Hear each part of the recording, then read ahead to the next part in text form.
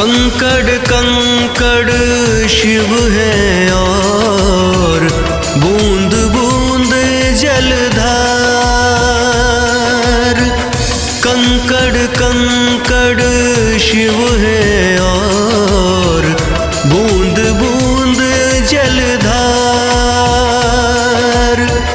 अपने भक्तों के शिव जी, अपने भक्तों के शिव जी, करते बेड़ा पार। शिव शंभू बम भोले, शिव शंभू बम भोले, शिव शंभू बम भोले, शिव शंभू